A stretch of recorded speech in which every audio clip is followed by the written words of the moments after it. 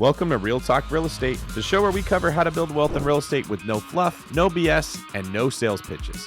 I'm David Greene, and I've been doing this for over 10 years. I've seen the ups, the downs, and everything in between. This is the show where we pull back the curtain and show it to you too. So if you want to build wealth through real estate or you just love learning about it, you found your home.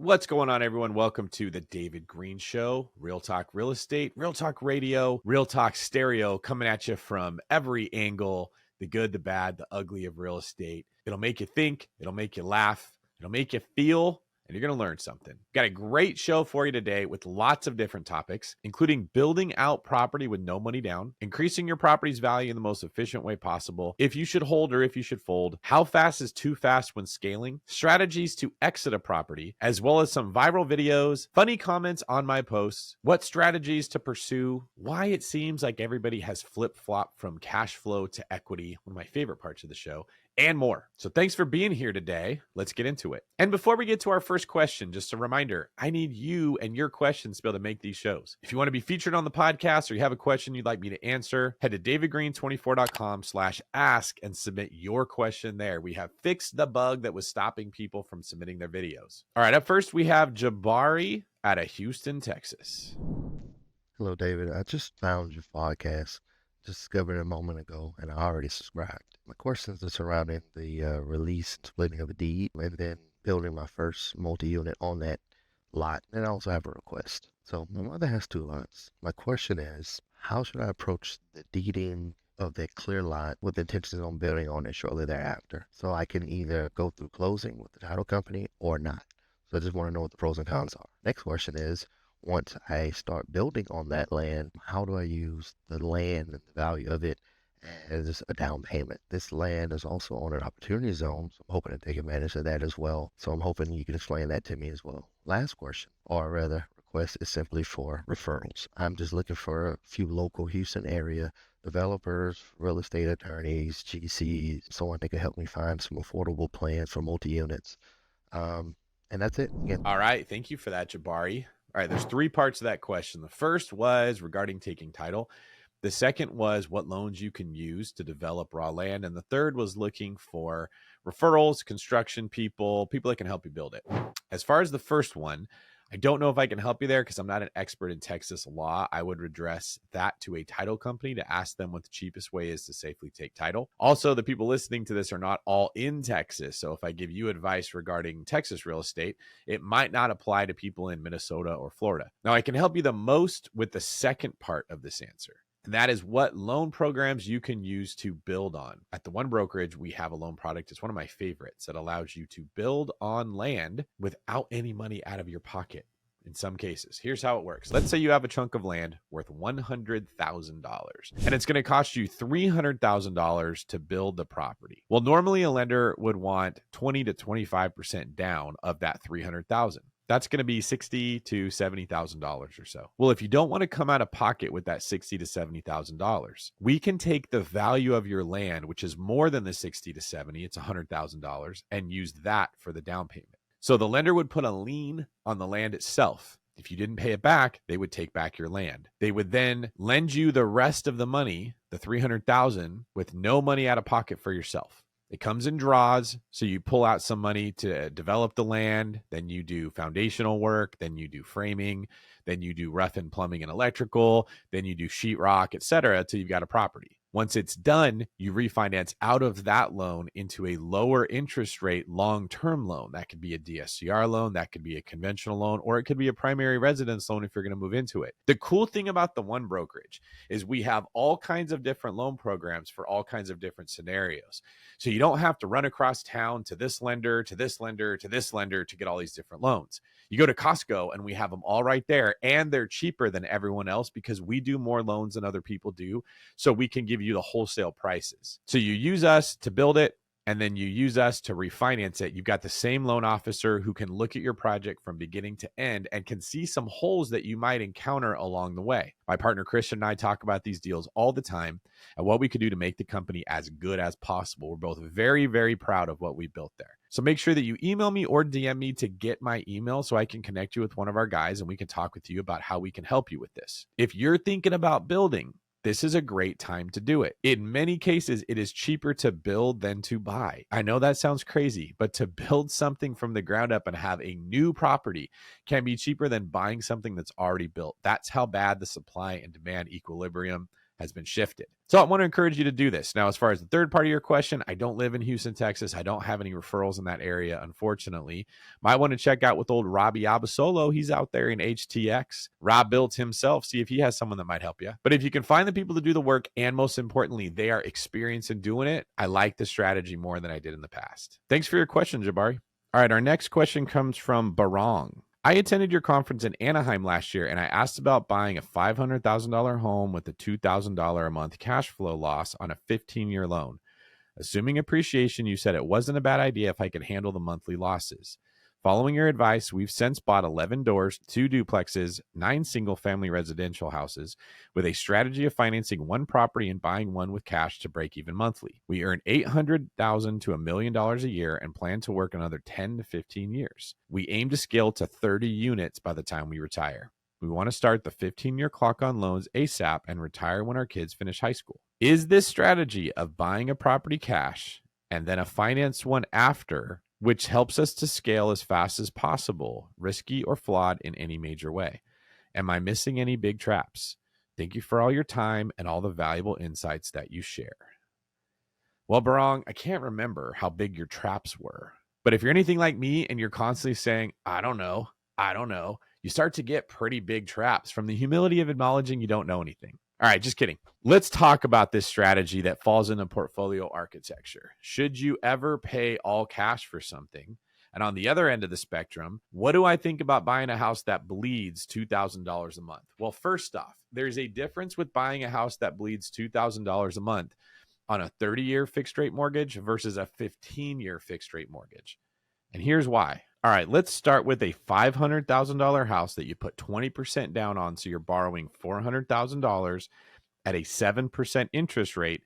That's 30-year fixed. Your principal and interest is $2,661. Of that $2,661, part of it will be principal and part of it will be interest. The interest portion the bank keeps. The principal portion comes off of what you owe the bank, essentially becoming your money and adding to your net worth. Another way to look at it is the principal is yours. The interest belongs to the bank and is lost. Similar to if you're renting a house, the rent goes to the landlord, you never get it again. That's what the interest is like on your loan. Of that $2,661 on the first payment, $327 goes to the principal and $2,333 goes to the interest. So the majority of it is going to the interest. If you skip ahead 5 years, your first payment after year 5, $464 would go to the principal and $2,199 goes to the interest. So as you can see, on a 30-year amortized loan, like we're talking about, the vast majority of your payment goes to the bank. You don't get that money back. Now let's contrast this with a 15-year loan. Now remember, the minute that you go from a 30-year to a 15, you're paying the loan back in half the time, which means your payments are going to be significantly higher. You are going to get the added benefit of a lower interest rate. So in this case, we're going to take the same $400,000 balance on a $500,000 house, but your rate's going to drop to 6.5 instead of 7. Your payment is going to go from $2,661 on the 30-year to $3,484 on the 15-year. However, of that $3,484 on your first payment, $1,317 goes to you as principal and $2,166 goes to the bank. If we fast forward the same 5 years, your first payment after year 5 would have $1,822 going to you as principal and $1,662 going to the bank. So 5 years into this 15-year loan, and more than half of your payment is going back to you. 5 years into the 30-year loan, it wasn't even close. So here's what we're getting at. Even though the cash flow sucks on the 15-year loan instead of the 30, which Barong is acknowledging, overall, he is paying way less money to a bank and he's getting it himself. The money that he's getting, though, is going against his principal reduction, meaning it is building equity in his property. It is not going into his bank account. This is where a lot of people get screwed up when all they can see is cash flow. And at the event in Anaheim that Barong is talking about, this was one of the topics we covered. There is a scenario where not cash flowing will help you hit financial freedom faster. And this is one example of what it looks like. Now, I am not advocating everyone does this. Many of you cash flowaholics are screaming in your seat, heresy, heresy, string him in the streets. But if you can get past your cash flow prejudice, you can see that what you're really doing is delaying gratification. You're paying your house off faster and you're paying less interest to the bank, which will build you wealth faster and help you hit financial freedom quicker by not taking the cash flow now. Does this make sense to everybody? While conventional wisdom would say never do this, if you can afford it, which Barang probably can because he's making $800 to $1 million a year, this is smarter. It becomes even smarter when interest rates are higher. So when you're borrowing money at 3%, paying your loans off quicker doesn't help you as much. But at 7%, it does. And at 9 and 10%, it really does. One reason you haven't heard financial advisors talk about this as often is because rates have been so low for so long, it didn't make sense to pay off 2 and 3% interest rates. Now, here's the second part of Barong's situation that I want to point out. He's also buying houses in cash. When you buy houses in cash, you increase your cash flow and you decrease your risk. You can sell a property with no lien on it if you hit financially bad times, and you're definitely going to get something. So if Barang pushes the limit and doesn't get cash flow and he bleeds $2,000 a month while he's still working for 15 years to delay gratification and win later in retirement, and something goes wrong, he has all these properties paid off with cash that he could sell to float that $2,000 a month payment for 20, 30, 40 years. What we're getting at here is when you mesh some of the riskier strategies like 15-year loans instead of 30 with the safer strategies like still working your job and buying real estate in cash, you get a really nice portfolio architecture blend that prevents financial catastrophe from occurring. This was a thought exercise I led the group through as I've shared my 15-15-15 strategy. That's buying 15 properties on 15-year loans over a 15-year period. You buy one house every single year, put it on a 15-year loan, and maybe it breaks even or it loses some money, but it pays itself off quickly. At the end of year 15, it's paid off completely. You do a cash out refinance and put it on another 15-year loan. When you pull the money out, $100, $150, $200, $250,000, you live on that tax free. You don't have to work anymore. The next year, your second house gets paid off. This would be year 16. You then do the same thing, cash out refinance, live on that money tax free. The third year, your next house pays off. Every year, you've got a property that is paid off that you can do a cash out refinance on to live on tax free. There's no capital gains event. At the end of the next 15 years, you could refinance this property that you already refinanced the first time. Basically, you can create an infinite amount of cash out refinance opportunities and never pay income tax again if you can work hard for 15 years, buy 15 houses, put them on 15-year loans, and not take the cash flow up front. We talked about this at the event, and Barong is putting it into place. So well done, my friend. I'm glad that you're listening here. As long as you live beneath your means and you're financially conservative, I love this strategy for you. All right, everybody, let me know in the comments on YouTube. Do you hate me now? Did you just unsubscribe and unfollow because I described a way of not getting cash flow immediately right now? Is your mind blown at the fact that there are some strategies when it comes to real estate investing that are not as simple as buy a cheap house, make it cash flow, get a bunch of them, and then retire off of my cash flow and never have to work again for the mean boss that always makes me go to work and tells me that I'm not doing a good enough job and Mike will manages me all the time. All right, I understand that that might be a little overboard. It is totally fine to not want to work all the time. But there is a lot of content out there that makes it seem like you're going to retire 3 years into buying rental properties, and that usually does not happen. But these strategies could get you there. So let me know in the comments if this changes the way you're looking at real estate. Our next question comes from Kyle Allen in Denver, Colorado. Hey, David.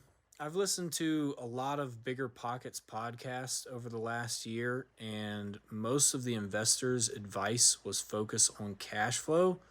And now I feel like there's a sudden 180 pivot where they're saying you should only really be focusing on appreciation. And I feel like everybody's kind of pretending like they didn't recommend focusing on cash flow so much.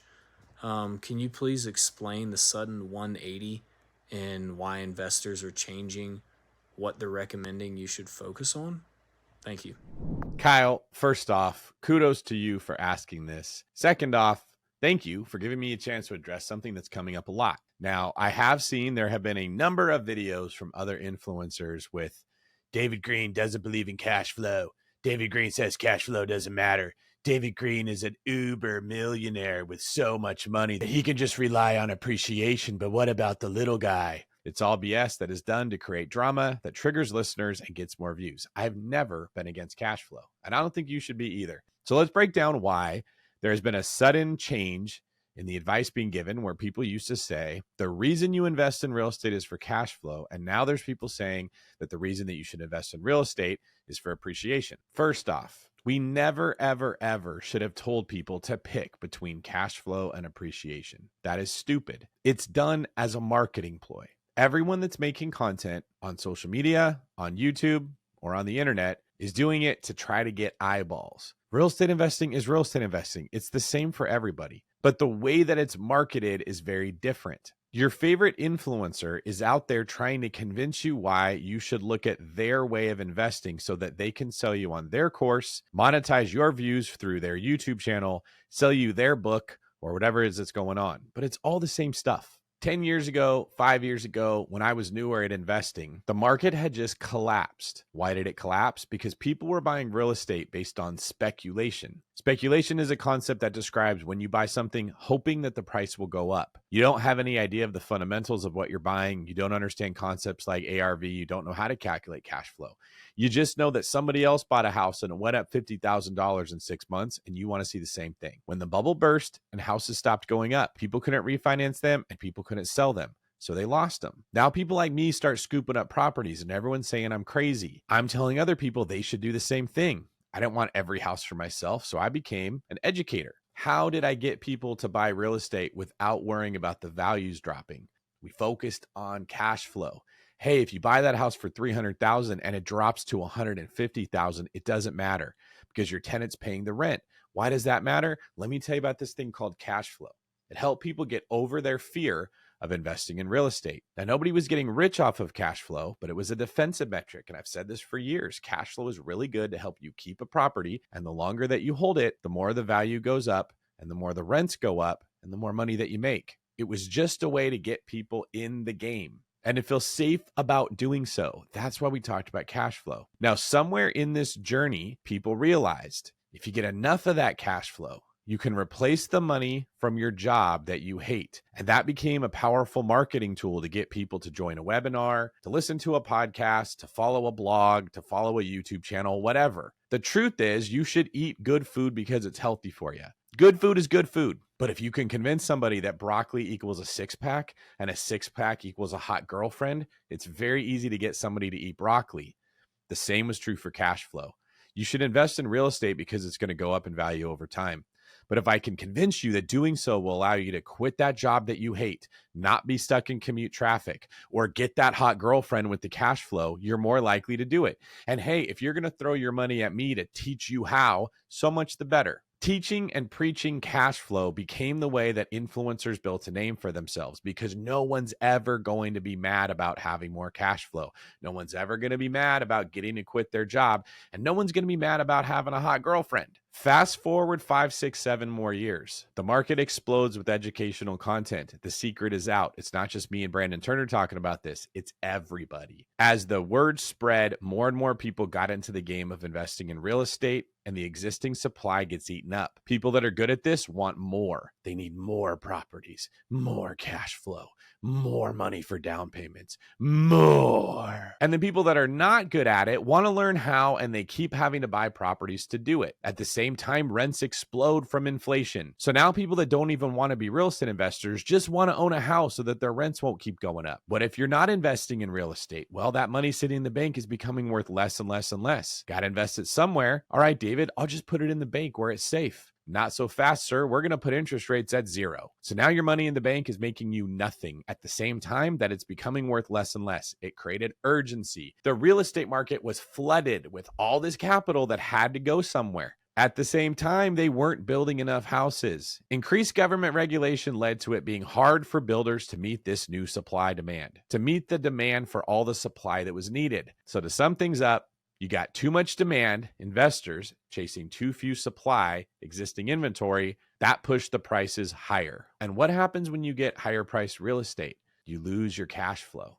All right, that brings us to 2, maybe 3 years ago. Interest rates go up, and any markets that were consistently providing cash flow pretty much evaporated. Could you still find a deal here and there? Yeah, but was it enough to supply the masses and the incredible demand for rental properties?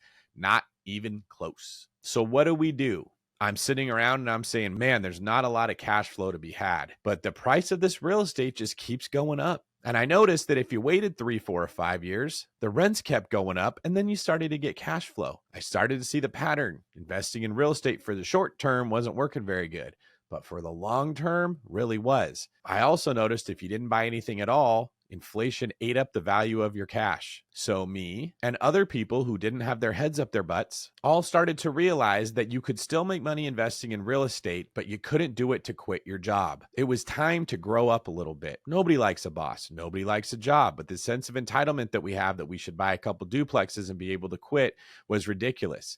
Now, was it still being hyped by people selling courses? Absolutely. Were the really good internet marketers out there still telling you how they quit their job? Yeah. Were they taking pictures of themselves in Santorini, Greece, and Athens, Rome, and Cabo San Lucas? Yeah. But where was that money coming from? It was coming from cash flow, but not from real estate.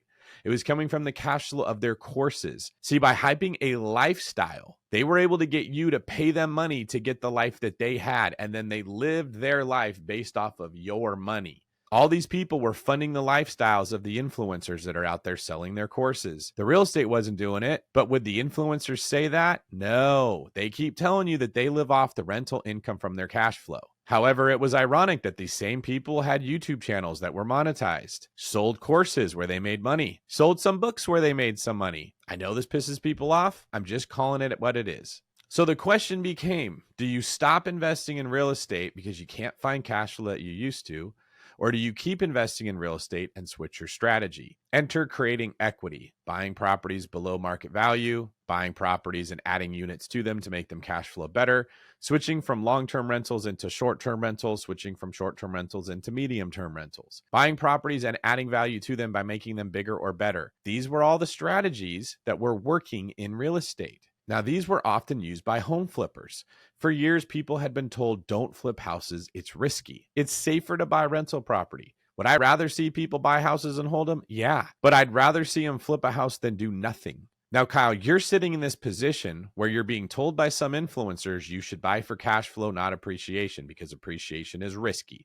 And then you're being told by other influencers you should create equity in your deals because you can still do it. And you're wondering who to believe. Well, let me break it down for everybody. It's not an either or. It's not that you should invest in real estate for cash flow or you should invest in real estate for appreciation.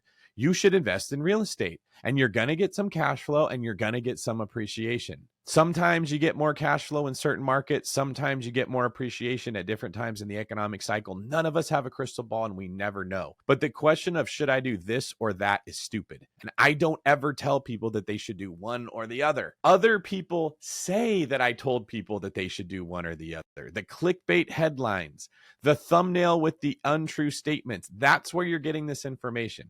To sum it up, the market used to provide cash flow. It's very rare to find it. The market still provides equity. So you just move your strategy to finding ways that make money, creating equity and selling for more, or holding, letting it go up and selling later. If you can find cash flow, get it. If you can't, it's better to go after equity than do nothing. I hope that clarifies things for you. It's really what the market was offering. Let me give you an analogy before I let you go. When I was a young kid and I watched football, I never played football. I just played basketball. But I would hear the coaches talk about the way you win is the running game. You establish a running game and a solid defense. You wear the defense down over 3/4 of ground and pound football. All the teams had big, huge running backs like Jerome Bettis that would just wear out the linebackers in the secondary. And by the fourth quarter, the better conditioned team was going to win. If your defense was tired and the other team's running back was not, they would beat you. So most teams had a dual running back strategy to keep their running backs fresh while the defense got tired. You controlled time on the clock. You had less interceptions. It was the safe bet. Well, then the rules in the NFL changed. They didn't let you hit a quarterback. They didn't let you touch receivers. And teams realized, oh my God, the passing game is so much easier than it used to be. All the rules that made passing difficult and dangerous were gone. Huge gains could be had for much less risk, and the smart teams adapted and realized the way you win now is you have a really good quarterback and a strong passing game. Guys like Eli Manning, Tom Brady, Phillip Rivers, and other very talented quarterbacks started making a lot of money, more than anyone else. Was it that the running game didn't matter anymore? Was it a conversation of running versus passing? It was the rule change. As the game changed, so did the strategies that worked. Smart teams adapted and started throwing the ball more, and they used running more sparingly. Just like with real estate. In today's market, you have opportunities to create equity. You have more opportunities for appreciation. It's harder to get cash flow. That doesn't mean you should never get cash flow or you should never run the ball. Just means you take what the defense has given you. And in today's market, that's equity creation. My hopes are in the future, there's much more cash flow and we won't have to have this silly conversation anymore. But Kyle, thank you for bringing it up and letting me go on a little monologue there to explain to everybody why it seems like there has been a 180 in the advice that influencers are giving. Hey, David. Thank you for taking my question. My name is Carlos and I'm from Southern California. My wife and I invest out of state, mostly across the Midwest, and we own a duplex in Northeast Ohio that we bought about 18 months ago for $90,000. The loan balance is a little over $60,000 and it cash flows about $700 a month. However, the property is not in a high appreciating neighborhood and issues always come up, like tenants are late with rent, pest control, and now most recently I've been told it needs a new roof. My question is, what should I do with the property? Sell it as is for about $95,000 to $100,000 and use the proceeds to buy another multi-unit in a better neighborhood, but likely cash flows less. Fix the roof for about $20,000 and sell the property for about $120,000. Fix the roof and do a cash out refi, or fix the roof and force appreciation by adding a small unit in the attic that might rent for about $400 to $500 a month, but may cost upwards of $40,000 or so to do. And secondly, what money should I be using? Cash, private money loan, HELOC? Thank you for your help. Carlos, great question here. Let's get into this thing.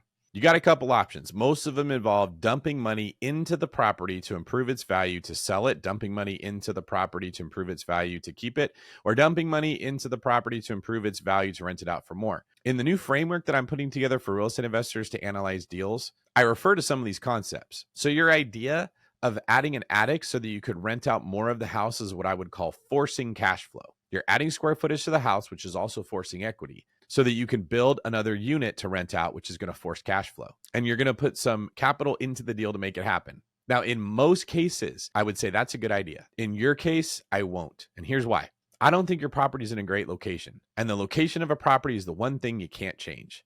If you're going to dump 40 grand into a property, I'd rather see it be a $500,000 property in a great area than a $100,000 property in a bad one, because the 40 grand is still 40 grand no matter where you put it. You're already having trouble with this property because you're getting bad tenants. That's why you're thinking about selling it.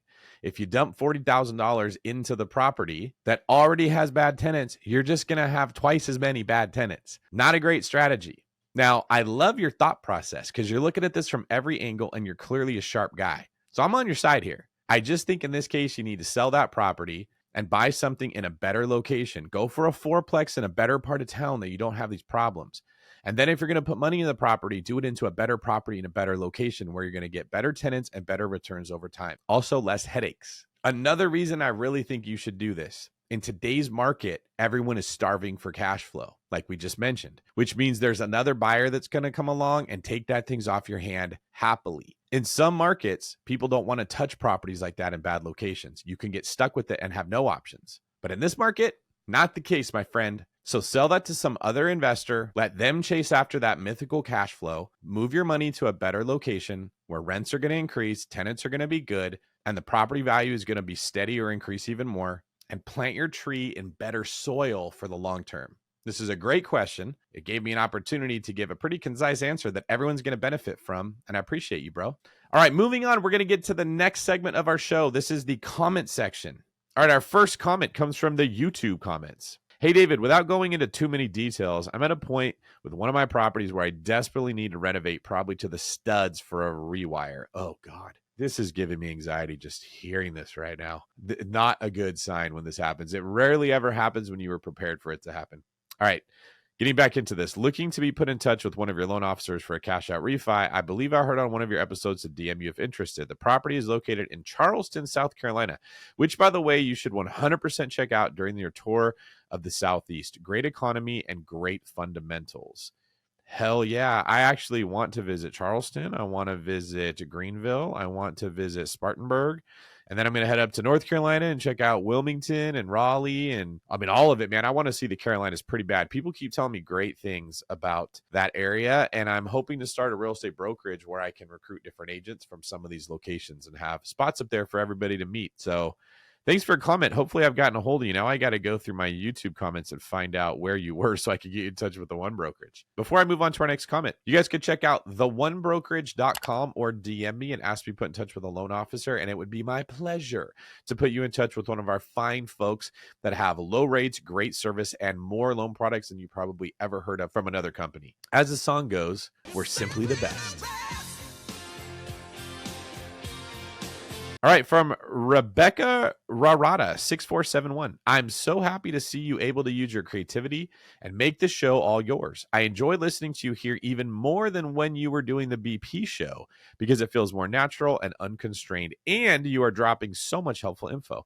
I've already used the formula you shared to verify renovating our house and renting out rooms would give us a great ROI, and I'm looking forward to more shows. Ooh, that was super nice of you. Thank you, Rebecca. I'm actually having a lot of fun making this show as well, and I think in the future it's going to get even better. Like I mentioned, I'm going to have a soundboard. We're going to have sound effects. I'm going to be bringing in guest people to host this thing with me, and they're going to get more fun and more informative. And eventually this plan is to move this into a show like Dave Ramsey's where I have live callers. All right, Mike from Orange County. David, I love that you started a new podcast. The first 3 episodes were great, and I'm sure the rest will be too.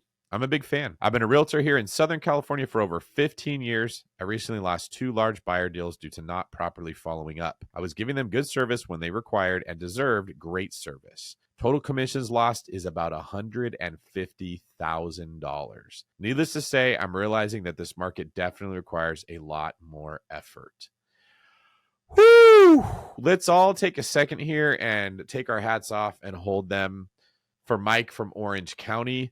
That stings. That takes some courage to acknowledge that you lost $150,000 in commissions. I can only imagine how much work was done to get to that point, but kudos to you for admitting and taking ownership of the fact that you could have did better. My advice to anybody that heard that wants to be more like Mike and have a better business and make more money is read this book, Extreme Ownership by Jocko Willink. I interviewed Jocko on the Bigger Pockets podcast on episode 365. If you guys would like to listen to that, I listened to it the other day, and boy, did I cringe at how bad of an interviewer I was compared to where I am today. But hey, we've all been there. Who hasn't looked at their old high school pictures and thought, oh, that's kind of what it's like when you're in the podcast space. But Jocko was very gracious, and y'all have been very gracious as well.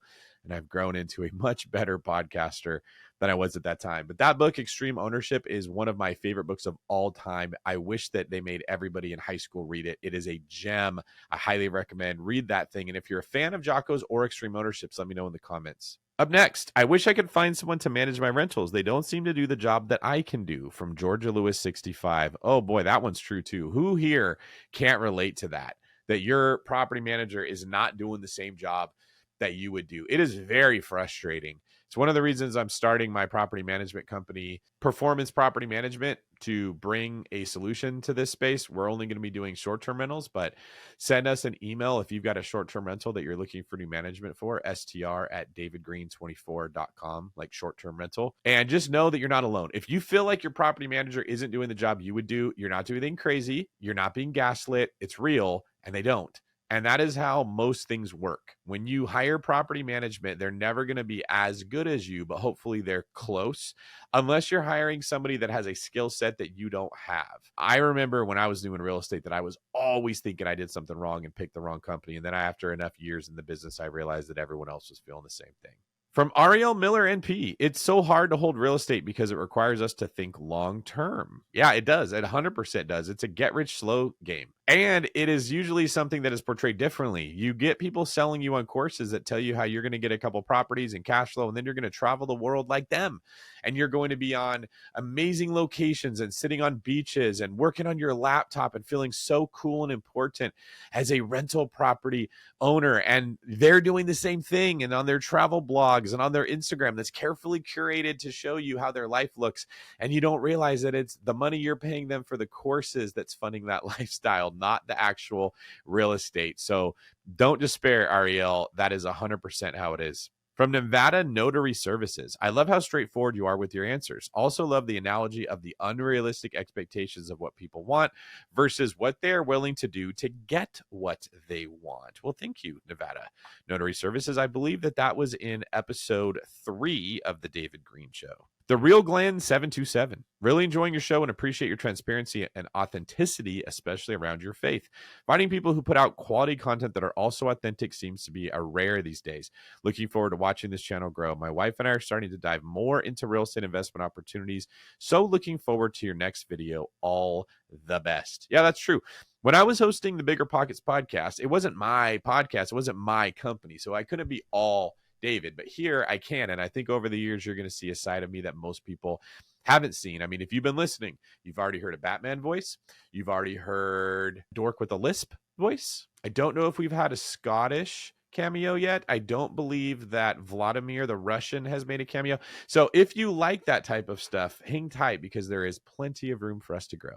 From Mary Louise 1, your production is always an opportunity for smart laughs. Well, thank you. I like to make people laugh, and if I can make them laugh smarter, that's even better. David, thank you for the segment on God and developing one's character. You said when you launched your new podcast that one of your visions was to include spiritual, reflective content. This is also why we listen to you. Don't stop. It makes your content twice as valuable to get a glimpse into this side of things. From Maddie Arrington. Thank you for that.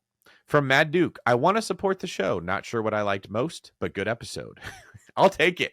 Hey, if you guys want to support the show and leave me a comment, I will take it. From Smooth to Hustler, from the poop stall, take a hint. The restroom is sacred. This was a comment in reply to when I went to BPCon for the first time and someone was asking me what it's like to be a celebrity. And I was mobbed by all the people at BPCon and I went to the poop stall to get away from people and it still didn't work. They were asking me questions through the barrier of the stall. DL Laws says your viral clips are hitting it for me. Growth mindset. Well, stay tuned, folks, because we're going to have viral clips coming up soon. From Drea's Way, too. David, I think I love your content because it's well-rounded, not just your head, JK. The segment on God was just what I needed to hear tonight. Thank you for trying to keep it real, my guy. Okay, that's funny. It is well-rounded, and so is my head. Thank God, because if I didn't have a rounded head, if I was a cone head, this would be a lot worse. Zekiel L. Mado says, one brokerage in Brentwood, California. Yep, that's where our headquarters are, in Brentwood, California. No lie, I completely look forward to your new Unshackled podcast. It's like Tucker Carlson all over again from 3 Uzi.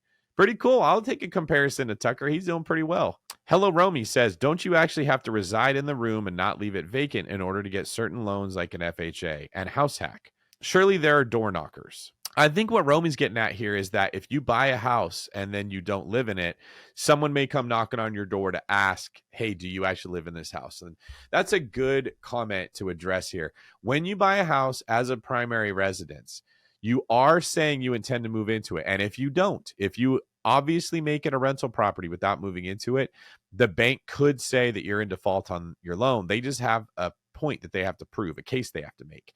If you move into the house and live there and then decide to rent it out later, which is probably the advice that I was giving at the time, is that you buy a house with a primary residence loan, then you move out and you let a tenant move in and you go buy another one. I call it the sneaky rental because you got a rental property putting 3% down or 5% down instead of 20% down, which is where Romy was referring to the 3.5% FHA loan. You don't have to continue living in it. Some people think that if I buy a house and I live in it and then I move out, I got to refinance into a investment property loan. You absolutely do not. And this is one of the reasons that I recommend this as ways people pick up momentum buying real estate, because it is hard to save up 20%. Can I get an amen out there? Can I get a hallelujah from all the people that are struggling to come up with 20% to put down on a house? If you can get in for 3 to 5% down, that is much more manageable and sustainable to keep buying property. Markham McSorley says, I like the podcast. I could do without the voices. Ooh, shots fired. All right, folks, we're taking this to the people. This is a democracy. Well, it's not, but I'm going to say it is. Let me know in the comments on YouTube. Do you want more voices or less voices? He's referring to the comedic relief that comes in, probably Batman in this case. Did that annoy you? Do you want nothing to do with it? I remember when I was hosting Bigger Pockets with Brandon, and he made me say, quick tip every show, and I absolutely hated it. In fact, as a form of rebellion, I started saying quick tip because it sounded more manly, and that's where the Batman voice was born. But I want to know, do you guys not want it? Do you want it? Let me know in the comments. And last up is Anton Lesialiana says, I'm not sure if I should feel offended or special being a female fan. This was in reference to me saying almost all of my fan base is male. I do very well with the men. I don't know that real estate investing is incredibly attractive to women. Maybe if I was playing a guitar or rapping on Spotify, I suppose I might have more. But apparently I have one out there. Got one on the board. All right, moving on to the next segment of the show, quick hitters. First, quick hit. If you couldn't do real estate, what would you do? From Caddy. Whew, this is always tough when I get asked that. All right, what would I do? I would probably do some form of consulting or counseling. I like solving problems. If I wasn't solving problems in real estate, I'd do something else. I really like helping people that are in marriages to have better marriages. I think it's very hard to do, and I commend the people that are in it. So I would love to help women understand men and how men think and how to interpret our actions, because it's often not what women think. And I would love to help men have a better understanding of what women are looking for from men. I think that there's a big miss between when men and women communicate, how they interpret what the other is saying. And I'm very aware of these patterns and interested in them. So I think some kind of relationship or marital counseling, shocking enough, would be very interesting to me. I would love sports, so I could see myself coaching or playing sports. I do like to talk about God quite a bit. I don't always do it on podcasts because not everybody's interested in that. They're usually wanting to know about wealth building or real estate, but I would probably be out there having deeper conversations about the essence of existence and how that relates to God. JLE 92708 says, subscribe to David Greene, unsubscribe to BP. Shots fired. Mark Janice says, David, I need your wisdom on whether I should get a HELOC. That's not bad. That's not bad at all. Why don't you send me a question there at davidgreen24.com/ask and let's answer it on the podcast, Mark. VM Rosales, is your new book going to come out through Bigger Pockets or should we look for it somewhere else? That's a good question. I would say you should look for it somewhere else, as in I'll probably self-publish at this point. Don't know for sure, but that's the road I'm leaning towards. So if you guys want to get notified when this new book comes out and hopefully buy it at a discount, if you're a listener to the show, I'll probably offer anyone who's subscribed to the podcast a discount on the book. You can get on my text letter and my newsletter that are completely free, that shares what's going on in my world, what I'm buying, how I'm buying it, where I'm buying, where I'm speaking, what I'm working on, what's going on in the world of real estate. We scour the news every single week and bring the most relevant stories to you. It's actually a really good publication. All you have to do is go to Instagram and DM me the word text. You could even comment text on any of my posts and you will get a link so you can sign up for the free text letter. Solo Edgar, David keeps trying to make fetch happen with this cash/equity energy.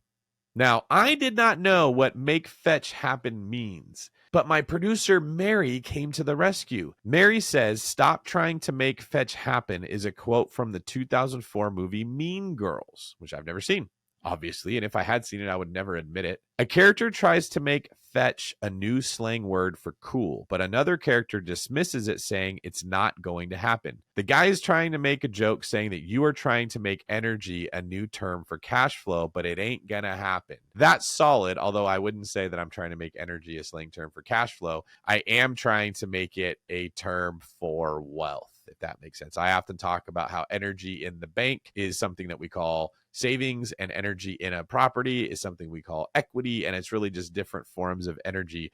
Apparently, Solo Edgar's comment was way deeper and subtle than I ever would have had any understanding of, and now we all learned a little bit from the American classic Mean Girls. All right, moving on. The next segment of the show, the Real News Report. This is where I keep it real with what's going on that you need to know in the real estate market. Our first article comes from Forbes, and it's about housing market predictions. Are we in a transition phase? Forbes reports that summer sales have been tepid so far, but there are signs that activity could heat up by the end of the summer as mortgage rates plunge to their lowest levels in roughly 15 months, and much needed resale inventory continues to enter the market that gives buyers more options. Nonetheless, experts say the housing market will only see renewed momentum once mortgage rates drop enough to ease affordability challenges and incentivize homeowners locked in a low rate to move so inventory grows substantially to meet demand. All right, here's what they're getting at. Rates are starting to come down, but it's kind of like digging for buried treasure. If you dig a little bit, you might find a couple gold specks, but you got to go all the way down to get those big, juicy gold bars. When rates go down, it does make homes more affordable, which gets buyers wanting to buy more. But if buyers think rates are going to continue going down, then they're going to wait, just like you would. When rates get so low that they are close to what they used to be, people that own homes that wanted to sell feel more comfortable putting their house on the market and buying another one. Nobody wants to sell their house for the same amount they paid for it and then have to turn around and get an interest rate 2 to 3 times higher than what they got. You don't want to sell your house with a 4% rate and buy another one at the same price at an 8% rate. What this has done is keep sellers from putting their houses on the market, which has kept inventory low, which has kept prices high. Forbes is calling that out more or less here, and I think that they're making a solid point. They just didn't articulate it in the best way. Next article comes from the AP News, talking about stocks. The Japanese index plunged by 4,400 points and the next day rebounded by 3,300, not quite making up for the big plunge, which represented the worst single-day decline since 1987. At the same time, we saw stocks plummet here in the States, with a plunge reminiscent of 1987's crash swept around the world, where the S&P 500 dropped 3% for its worst day in nearly 2 years. Experts believe that the drops were in response to traders in Tokyo reacting to Friday's report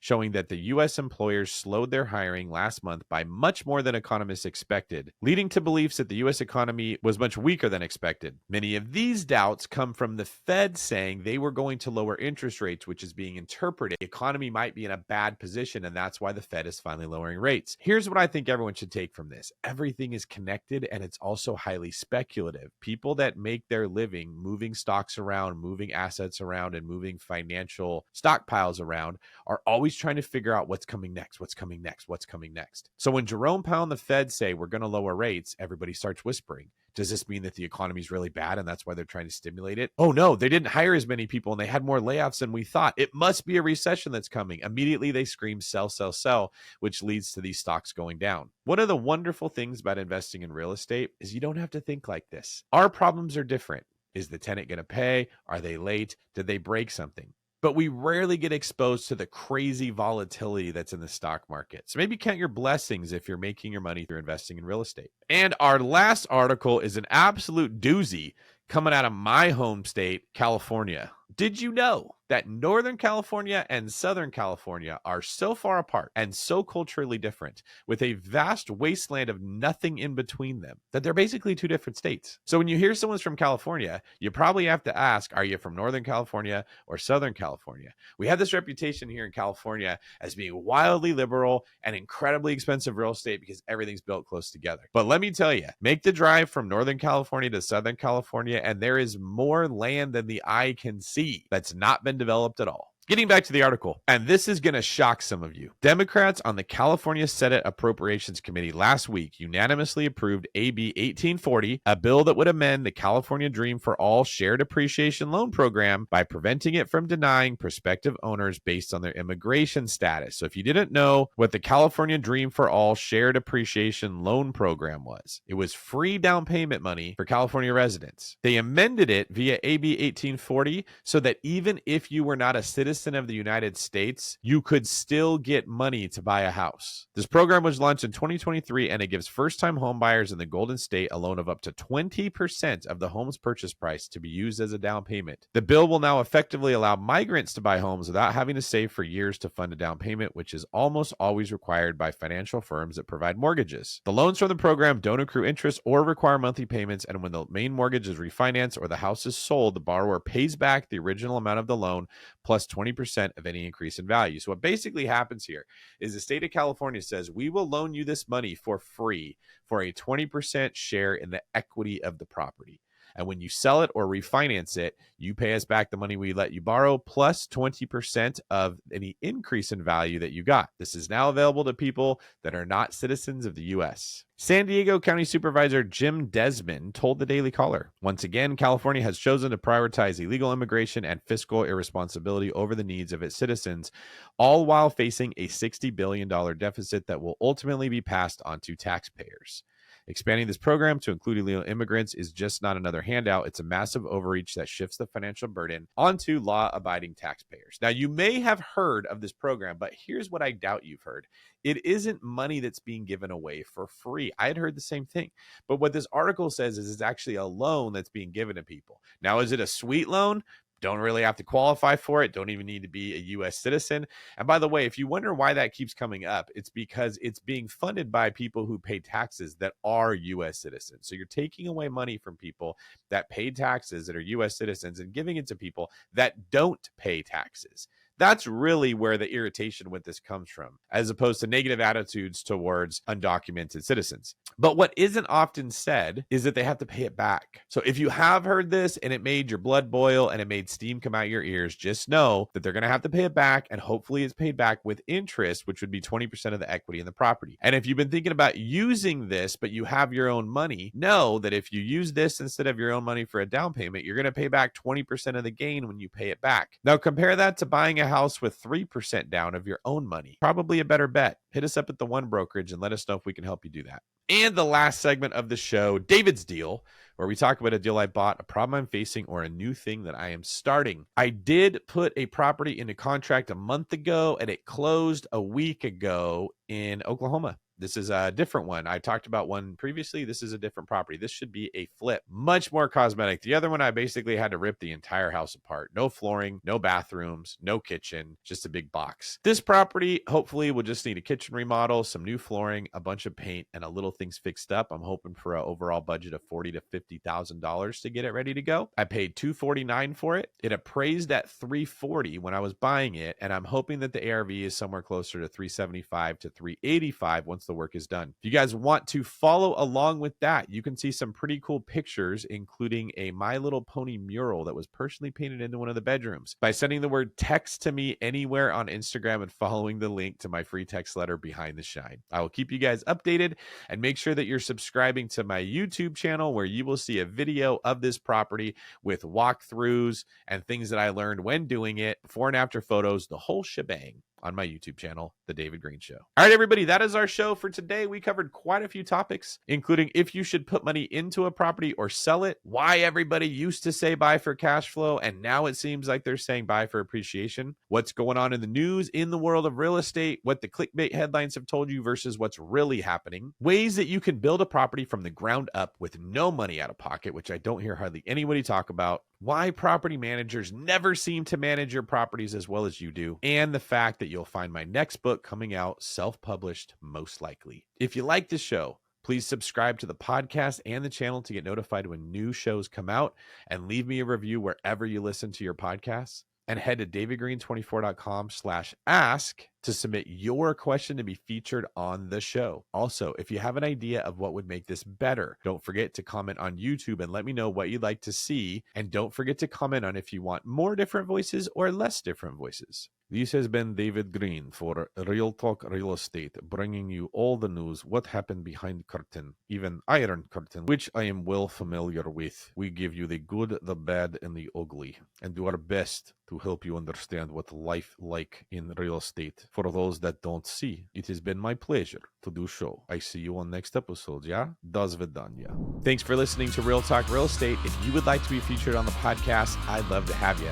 Visit davidgreene24.com/ask and submit your question there. Also, please do me a huge favor and share the show with someone that you love that you think would benefit from this message, and make sure you're subscribed to get notified for future episodes. If you want to reach out directly, you can also DM me on Instagram or social media, and check out davidgreene24.com.